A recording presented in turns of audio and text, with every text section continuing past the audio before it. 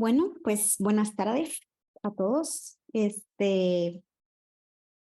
Vamos a iniciar con la plática de hoy, que es pues la neurodivergencia en nuestro ámbito, básicamente. Estamos con la doctora Karina Alejandra Rodríguez. Ella es médico internista geriatra y pues le vamos a hacer unas preguntas. Para empezar, quisiera saber antes de lo de la neurodivergencia, si pudiera contarnos un poco de usted y de su trayectoria como médico. Sí, claro. Les quiero dar las gracias por considerarme para compartir con ustedes este tiempo. Y quiero decir algo antes de empezar. Quiero decir que todo lo que digo aquí tiene que ver 100% con mi experiencia y no busco en lo absoluto convencer a nadie ni establecer dogmas.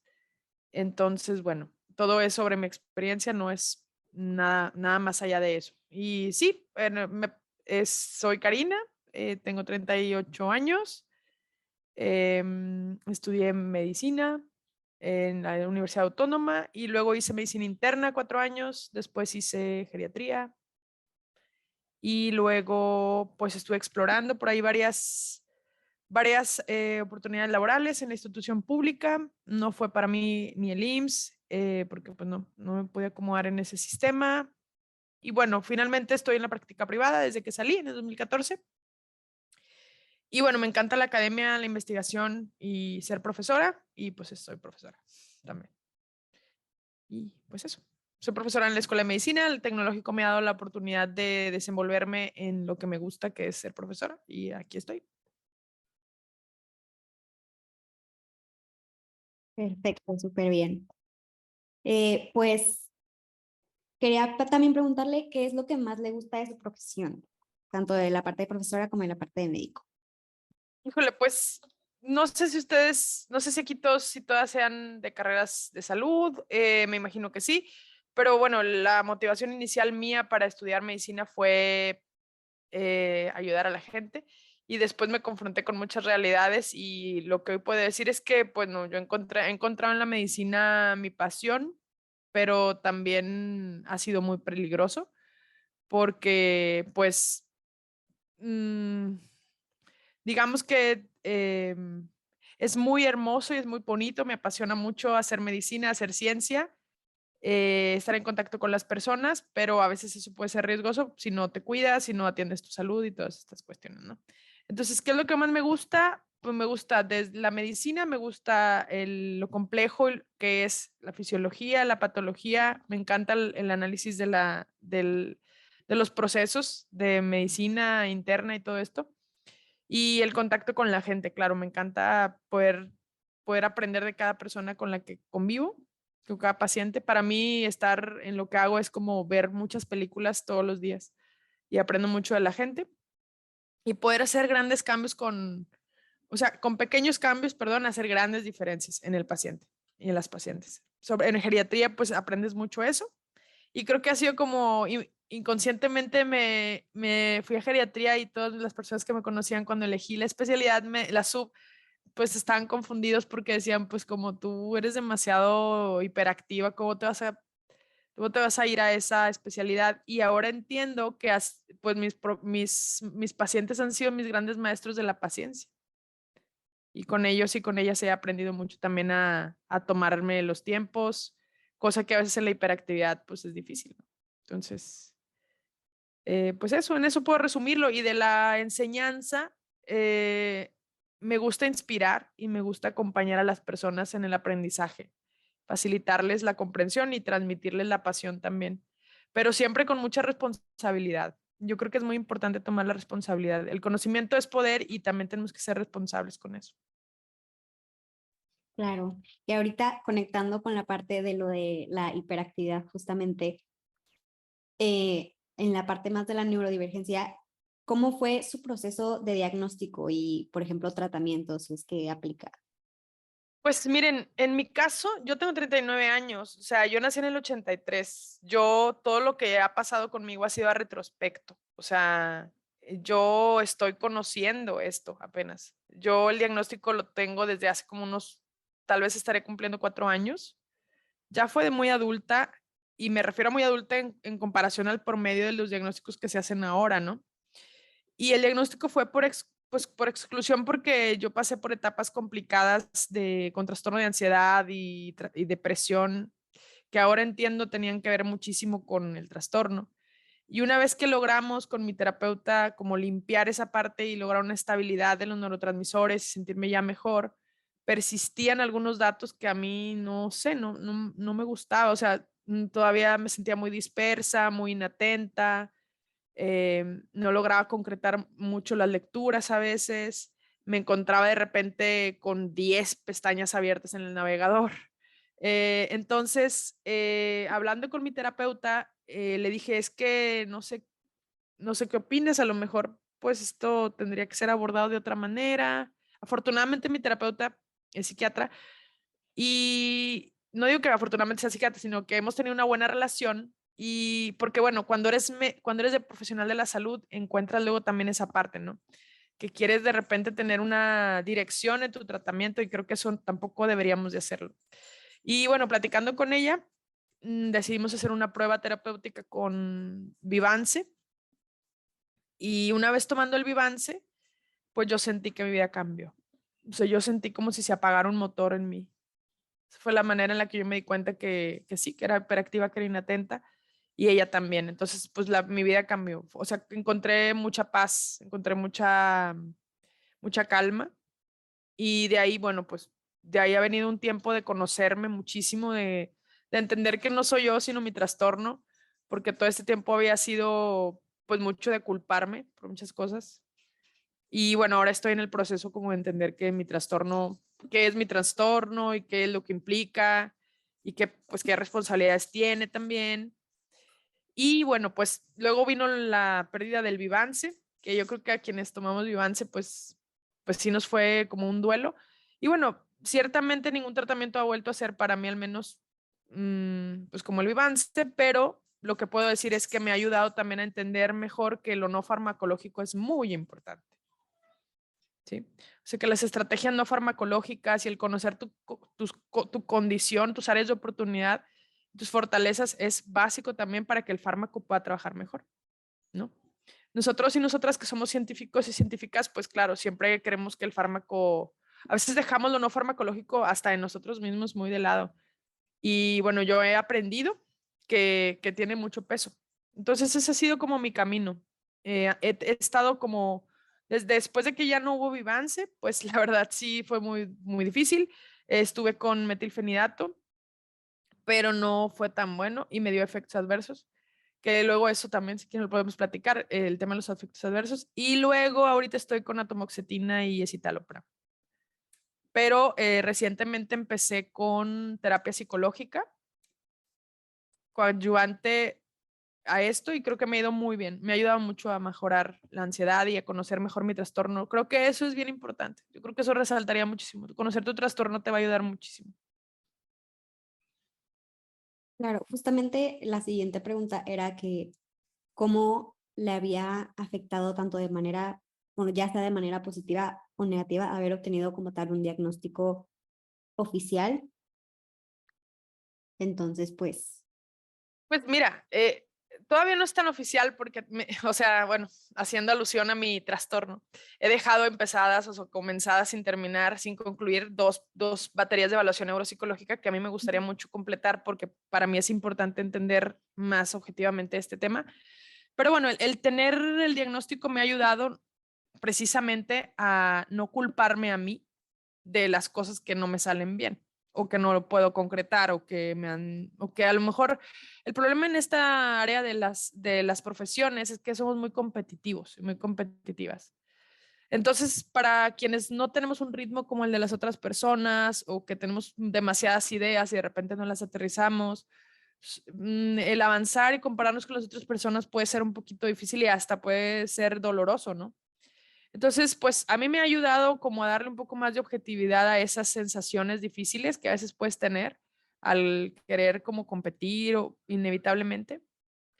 Y negativo, pues no tanto. Fíjate que, o fíjense que no sé, o sea, he tratado de buscarle el mejor lado, aunque sí tengo que confesar que a veces me desespero. O sea, a veces me imagino que todos lo pasamos también.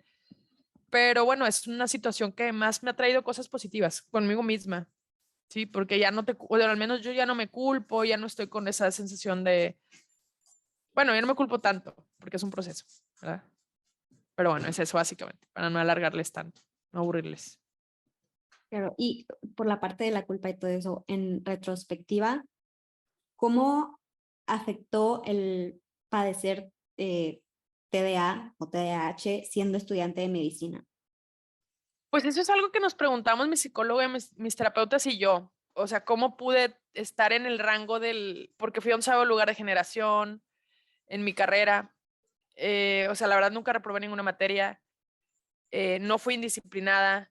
Y la conclusión a la que hemos llegado es que, o sea, pero si te vas a la primaria y a la secundaria, ahí sí tenía muchas conductas impulsivas, muchas conductas de indisciplina.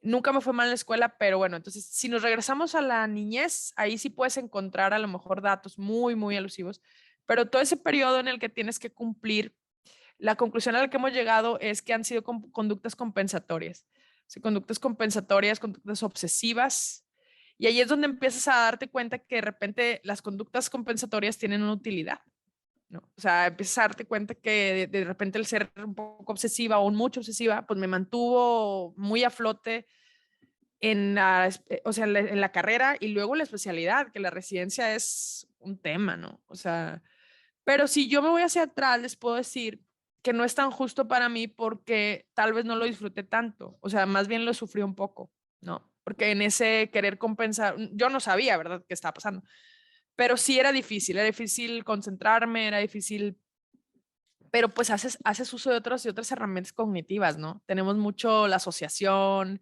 somos de repente rápidas o rápidos en asociar, en recordar mucho fotográfico, o sea, no sé, tenemos otras herramientas y yo creo que esas herramientas también te ayudan bastante. Bueno, al menos a mí me ayudan mucho para contestar exámenes, o sea, no tienes que leer todo el párrafo porque, sabes, o sea, entonces ya te vas entrenando. Yo creo que eso también te ayuda mucho. Pues claro que eso no lo sabes en ese momento, ¿no? Yo ahorita lo estoy entendiendo. Qué bueno que ustedes ya pueden tener esa capacidad de clasificarse, de entender. Y yo al menos, y no es lo estoy haciendo por víctima, lo digo solo porque no es, o sea, no, nunca supe que eso me estaba pasando hasta que ya me estoy viendo hacia atrás y entonces con mis terapeutas es, ay, mira, sí es cierto, ay, mira esto, ay, mira lo otro, ¿no? Entonces, no fue, no fue como vivirlo en el momento, sino al retrospecto, que ahora lo Claro. estoy viendo. Ujú. Entonces, por ejemplo, durante la universidad estudiando medicina, no fue tanto el haber desarrollado una estrategia de estudio, sino o como para sobrellevar esta parte del TDA, sino más bien se discutió más como un mecanismo de compensación, o sí podría decir que pudo haber desarrollado algún sistema en el que dijera, no, pues esto me funciona y así me voy. Sí, o sea, a mí me funcionaba mucho, o sea, literalmente yo pasaba horas sentada leyendo. Y eran horas que sí eran productivas, pero pues usted, bueno, no sé si aquí alguien tenga idea, pero de repente pues eres productivo un tiempo, pero luego otro tiempo empiezas a hacer otras cosas y luego regresas, ¿no? Entonces, eh, hoy a lo mejor les podría hablar de mis técnicas actuales, ¿no? En ese momento, cuando yo vivía sin necesariamente saber qué estaba pasando, pues yo pasaba mucho tiempo sentada y en parte era productiva para el estudiante, o sea, para lo que tenía que estudiar y luego hacía otras cosas y luego volvía, pero sentada en el mismo orden. Ahorita lo que hago es literalmente darme pausas, ¿no? O sea, si ya estoy detectando que me estoy dispersando, más bien me paro y hago otra cosa, me pongo a hacer otra cosa y luego regreso, ¿no? O sea, nunca me pido demasiada atención. Si me estoy descubriendo hiperfocalizando, de igual manera, me detengo y corto ahí y cambio el tema y luego ya. Entonces es más bien, ahora sí estoy haciendo estrategias que a lo mejor antes no las tenía tan claras. De haberlas tenido claras, pues tal vez hubiera sido diferente. Y sí les puedo decir que, por ejemplo, para el ENARM, yo me acuerdo que llené mi cuarto de hojas con asociaciones. O sea, yo hice muchas asociaciones de diagnósticos, criterios diagnósticos. O sea, mi cuarto estaba lleno, lleno de hojas Y yo volteaba para allá, estaba pediatría y ahí me ponía, porque a mí me funcionan las asociaciones. No me funciona machetear, no me funciona quedarme todo el tiempo. Entonces, esas fueron las estrategias que yo utilicé. Y algo que también ahora veo y que les recomiendo es pues organizar su tiempo. O sea, no te pidas lo mismo que los demás pueden hacer. O sea, cada quien es diferente. En la medida que conozcas tus propias habilidades, puedes hacer tu propia fórmula.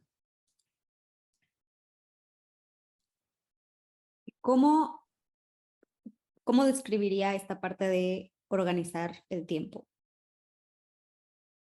Bueno, siendo realista en las metas, y eso es bien peligroso porque a veces como hiperactivas, hiperactivos, quieres ponerte demasiadas metas. Yo creo que es una de las cosas que también o sea, a mí me ha fallado, que es lo que yo veo, no que me ha fallado, sino que creo que también es producto de el no poder decir que no, el siempre querer participar en todo, ¿sí? Entonces tienes que saber, o sea, para empezar, que cuando empiezas a decir que sí a todo, ya algo no anda bien, o sea, como que ya se te está yendo la impulsividad, entonces tú sola te tienes que como recoger, ¿no? Entonces, organizar el tiempo siendo realista y poniendo literalmente el orden de las prioridades de lo que tienes que resolver. O sea, si es un examen, si es una diaria de una clase, o sea, ponerte realmente las prioridades siendo muy objetivo o muy objetiva de cuáles son o sea, claro, estaría genial que pudieras, no sé, conocer completamente no sé, el proceso diagnóstico de la alteración del páncreas en tal población, pero a ver, ahorita lo que tienes que hacer es aprenderte diabetes mellitus, o sea, ok, súper, ahí lo dejas y lo anotas para después. Ahorita, o sea, nada más ser muy concretos en qué es lo que tienes que cumplir ahorita. Y las ideas, yo les recomiendo mucho que quienes tengan como demasiadas ideas, demasiados proyectos, anótenlos. O sea, empiecen a hacer un diario de proyectos o tengan una libreta, eso funciona también. Yo les puedo decir que a mis 39 años les tengo que presumir que es la primera vez que tengo una agenda y ya va a terminar el año y la pude lograr tener. Es la primera vez. He desechado muchas agendas, muchos años de mi vida. Y es el primer año en el que pude lograr terminar usando una agenda. Y ya tengo la otra ahí, la del 2023. Entonces me siento muy contenta. Ahí es donde apunto todo. O sea, pongo lo que es prioridad. O sea, sí, te da mucha tentación decir que sí a muchas cosas, pero no puedes cumplir con todo eso. Tienes que ser muy realista. Y esa es la manera en la que hay que organizar el tiempo. Porque si no, nosotras mismas nos generamos ansiedad con tantas cosas que te pones, no las puedes cumplir y entonces empieza otra vez el bucle de ansiedad, no puedo, no sirvo, no la armo, ¿sabes? Entonces hay que ponerse las metas posibles, no hay prisa. Claro. Eso es importante. Una agenda yo se la recomiendo, pero ustedes son generación electrónica. A mí me sirve y me preguntan, ¿por qué no electrónico? Bueno, pues porque entonces yo con esta me despego de ¿sabes? Porque también luego es como una fuga de energía y te la pasas nada más así scrolleando sin estar realmente haciendo nada. Y no está padre. Entonces la agenda está padre porque puedes anotar tus pendientes, si te ocurre algo, alguna cosa, pues ahí la anotas en el día porque luego si la anotas en otra parte no te vas a acordar dónde la pusiste. Entonces en el día donde estás en este día, bueno, ahí anotas las cosas, ¿no? Entonces una agenda a mí me ha funcionado bien, muy, muy bien. El hacer lista de prioridades y dependientes del día también es muy importante. La organización es algo que a mí me falla mucho, creo que del trastorno, como parte del trastorno, la organización y la planeación no son tan buenas, no somos, digamos, no estemos tan desarrolladas, entonces tenemos que trabajar mucho eso. Sí. También, tipo, ahorita que mencionó lo de la agenda, tengo una abandonada por ahí desde febrero. No se preocupen, yo tengo 39 y apenas hice la primera, o sea, no hay prisa, pero ustedes que tienen la oportunidad de tener más perspectiva, de conocerse mejor, no la desaprovechen. Sí, definitivamente, porque a mí tampoco me sirve lo de los electrónicos. O sea, también pierdo mucho tiempo y la parte de la agenda escrita, pues ahí quedó mi pobre agenda de febrero. Sí, yo también, muchísimas, incontables. La siguiente pregunta sería, durante su residencia y como tal su práctica profesional, cómo le ha afectado el TDAH y cómo lo ha podido sobrellevar. Fíjense que hay algo muy particular que al menos a mí me ha pasado.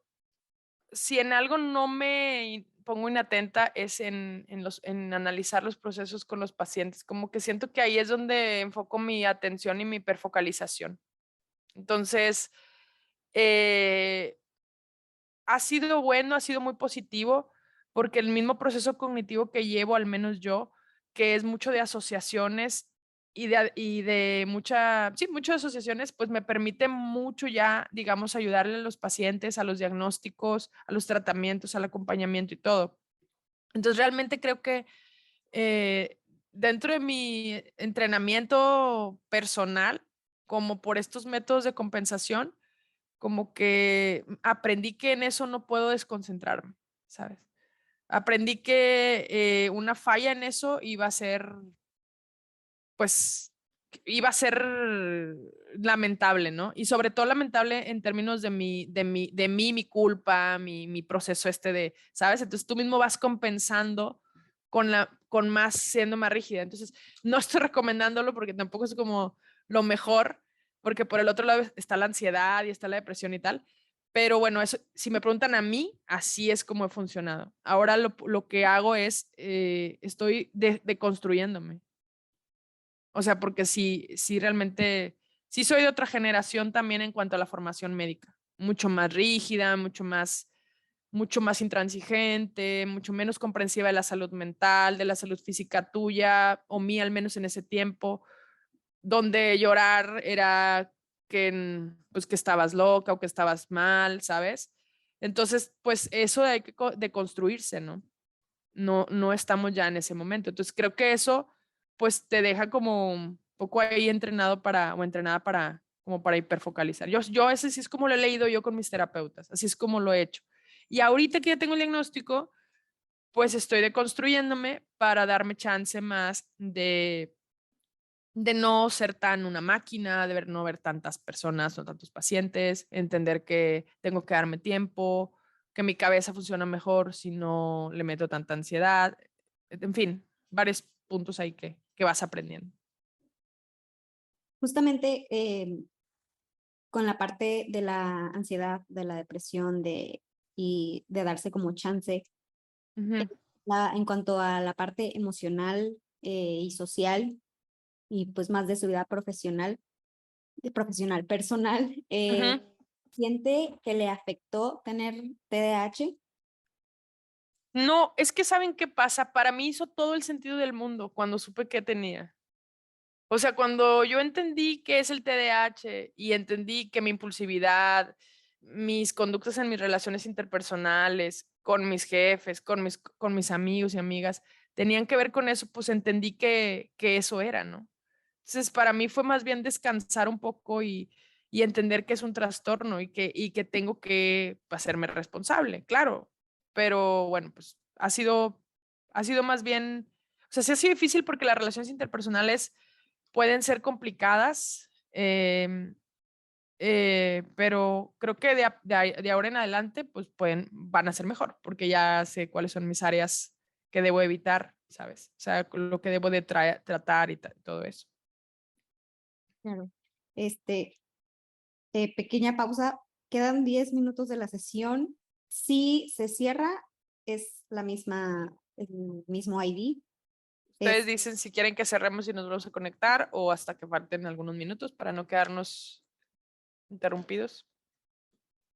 Yo creo que hasta que falten algunos minutos. Ok, va. Muy bien. Y, y ya luego que en algunos minutos cerramos y entramos al nuevo ID. Bueno, al nuevo Ujú, ID. ok, sin problema. Este, de ahí, ya sabiendo su diagnóstico en esta parte de su vida personal, ¿cómo ha podido lidiar con esas dificultades, con la parte de las relaciones, etcétera? Pues miren, es que algo que a mí me pasaba mucho antes era que yo me desesperaba mucho con la gente, porque yo pensaba que no iba, o sea, yo decía, es que ¿por qué la gente no va a la misma velocidad? sea, qué lentos, o sea, ¿por qué? ¿Sabes? Qué lentos en todos, en los equipos de trabajo, en la pareja, en todas partes pensaba así. O sea, sentía muy frustrada, muy desesperada. Y cuando ya supe todo, empecé a documentarme un poquito, empecé a aprender. Yo también dije, oye, pues a ver, es que la gente no tiene ninguna obligación de andar, ni siquiera saben qué onda. Entonces, ha sido difícil por eso, porque en muchos momentos de mi vida yo no entendía qué me pasaba y yo esperaba que la gente hiciera las cosas como yo, y eso es egoísta.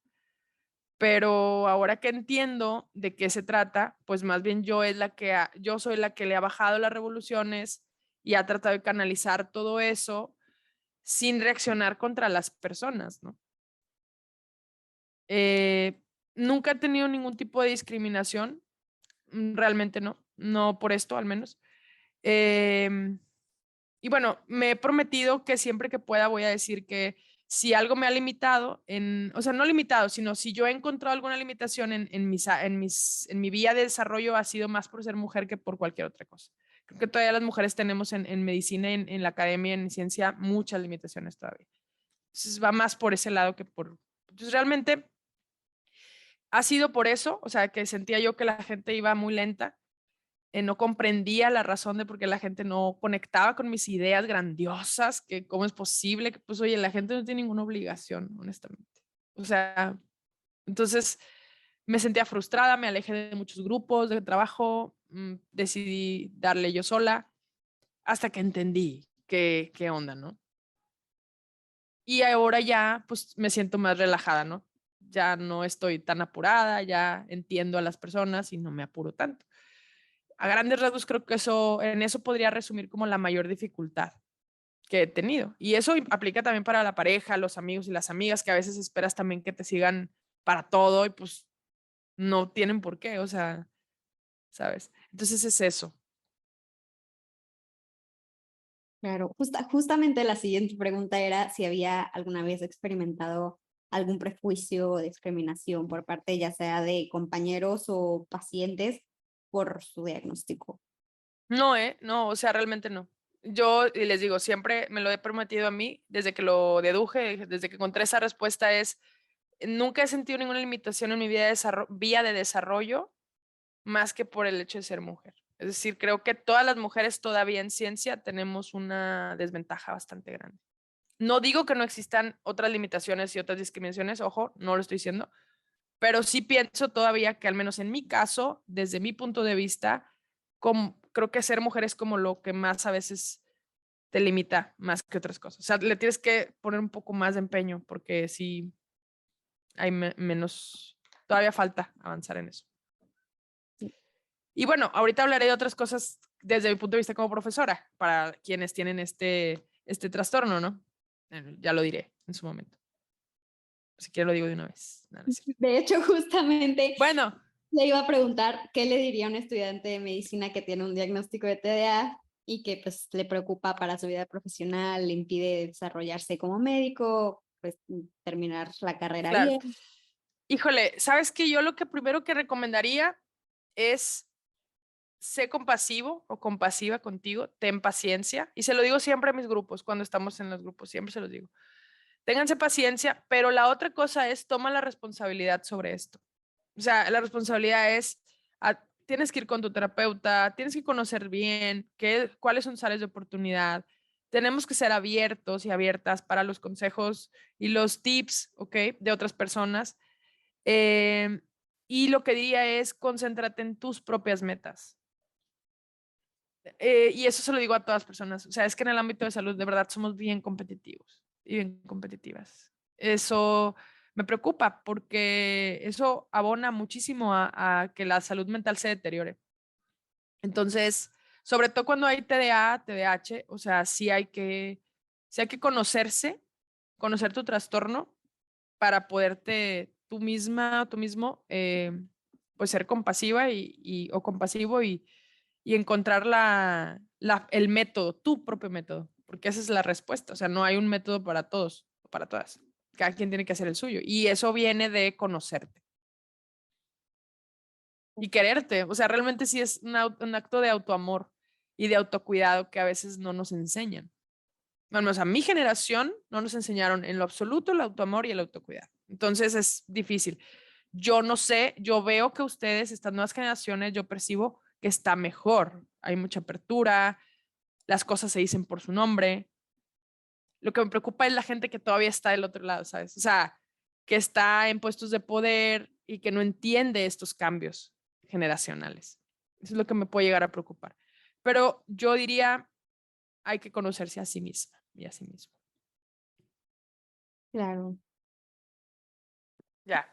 Tengo otro consejo. Eh, no se limiten en cuanto a ideas. Si las ideas o sea, no fluyen, no permean con las otras personas, si sus ideas o sus propuestas, sus proyectos no lo vean como un fracaso, sino más bien véanlo como tal vez en este momento este no es el momento, ¿no? Pero pónganlo, escríbanlas o, bueno, mi consejo sería escríbanlas y déjenlas en una carpeta donde eventualmente puedan volver a accesar a ellas. No las dejen que se vayan, porque esas ideas pueden ser realmente muchos golpes de suerte o muchas ideas que pueden cambiar al mundo. Sí, escribir es algo que hay que también hacer. Eso sería mi consejo también.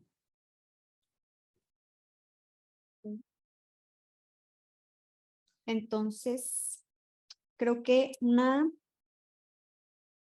de las, bueno, esto es más como un statement, que es Ujú. que hay mucha gente que cree, ya sea por medios, películas, series, etcétera, que la gente neurodivergente en general es o más antisocial o tienen de que capacidades sociales diferentes que alguien neurotípico, que son o más inteligentes o más distraídos o más como acelerados, cosa que pues usted diría es cierto, no es cierto, como ¿qué le diría a una persona que le dice que es que no se ve que tiene esta idea?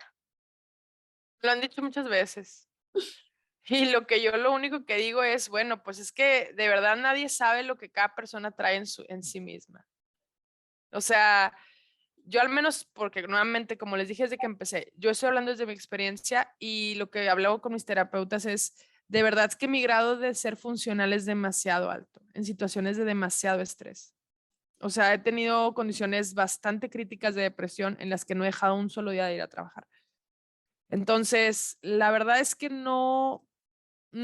yo lo que le diría a esa persona es, pues ojo con tus juicios, porque pues realmente tienes que conocer a las personas para emitir. Además, quiero decir algo, o sea, no somos un diagnóstico tampoco. O sea, y eso también se los digo mucho a los residentes o los digo a la gente con quien tengo la oportunidad de comunicarme, no somos un diagnóstico, ¿eh? O sea, somos más allá de eso. Y tenemos que hacernos responsables también. Entonces, yo creo que fui muy irresponsable en seguir yendo a trabajar cuando me sentía tan mal, pero también tengo que decir que tenía otra, o sea, no me había deconstruido tanto como lo estoy ahora, ¿no? Pero bueno, le diría a esa persona, le diría, pues ojo con tus juicios, porque pues no puedes juzgar a alguien por las actitudes nada más, ¿no? Todos traemos una historia y tenemos que ser muy compasivos y muy amables en la medida de lo posible, porque no sabemos lo que nuestras palabras tienen poder. Entonces, pues hay que ser responsables. Y por la parte de, menciona que fue como irresponsable al ir a trabajar en las condiciones en las que estaba, pero Claro, es que en la parte ya del trabajo como tal, sigue habiendo como mucha desinformación o de que estigma con la parte de claro. trastornos mentales. Entonces, ¿cómo se abordaría eso con, pues, con el jefe, básicamente? De Voy a que decir algo, es como muy complejo y por eso les digo que estoy preocupada y lo que más me preocupa son las personas que están con situaciones de poder o puestos de poder que no tienen esa sensibilización y que no están deconstruyéndose en este sentido, independientemente tengan o no, sean neurodivergentes o no lo sean. ¿Cómo se aborda? Es muy complejo, pero creo que hay que hablarlo tal cual. en principio es un gesto de humildad el de cada quien de poder hablar de su salud mental con alguien. O sea, no de humildad, sino de confianza, por supuesto. Pero luego también hay que aceptar que también en el profesional o la profesional de la salud, como que tienes como que una responsabilidad de no verte mal, de no tener esto, de no tener lo otro, porque ¿qué van a decir? Van a decir que soy esto, van a decir que soy el otro. Entonces, pues bueno, tienes que buscar en la vía con la persona, si tienes un mentor o mentora, por ejemplo, que la figura del mentor y mentora, que creo que también la hay en la carrera, pero menos en la residencia ha funcionado muy bien para acompañamiento y canalizar, digamos, estos eventos en los que te sientes mal y necesitas como un tiempo fuera, ¿no? Y yo creo que todo empieza en ti, o sea, en que tú asumas y estés consciente que necesitas un descanso porque no te quebraste la pierna, no tienes una gastroenteritis, pero no estás en condiciones, ¿sabes? En la medida que entendamos eso, tú primero, o sea, primero tú como persona, tendrás entonces luego que buscar y exigir ese derecho. Y es lo que yo veo en el ámbito de la salud y que me preocupa mucho, es, y voy a hablar de la residencia, no puedo hablar de los estudiantes en clínicas porque no tengo la oportunidad de estar con ustedes en eso, pero no están sensibilizados. No. Si hay, o sea, no están del todo sensibilizados o sensibilizadas, y si hay alguien que no va a la misma velocidad, todavía nos cuesta trabajo entender. Entonces, creo que eso tenemos que hacerlo así como queremos talleres para el tema del feminismo y de construir a los hombres y toda esta cuestión, yo creo que también tenemos que tener talleres para deconstruir a la gente en términos de estigmas de salud mental. O sea, urge. Y sobre todo en el ámbito de la salud. Porque nos cuesta mucho trabajo entender que si alguien no va porque se siente con ansiedad o lo que sea, de cómo, pues, sabes, o sea, no, a ver.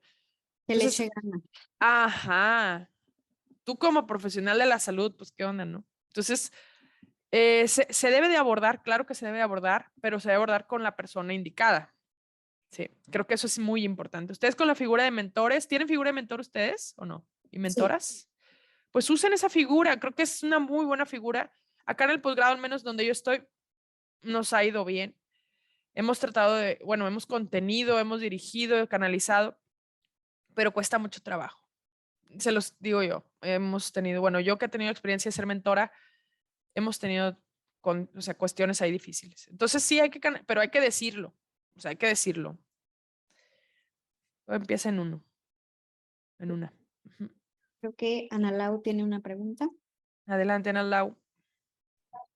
Hola, hola doctora. Sí, digo, me llamó mucho la atención esta parte de la funcionalidad, ¿no? Cuando alguien tiene un diagnóstico, no sé, porque a veces siento que la misma funcionalidad es la que te saca como de algún episodio depresivo o de ese Ujú. ciclo ansioso o entonces, digo, como puede ser bueno, puede ser malo, obviamente por no Sí, cuidarte, por no darte totalmente. descanso, pero, por ejemplo, cuando sí le ha servido esa funcionalidad, o sea, como, no sé, es que no sé cómo bien plantear mi pregunta, más, o sea, sería más como, ¿qué la hace, no? ¿Qué la hace salirse de la cama y órale, me presento en el trabajo? O sea, el puro compromiso o qué se dice, no, a usted misma.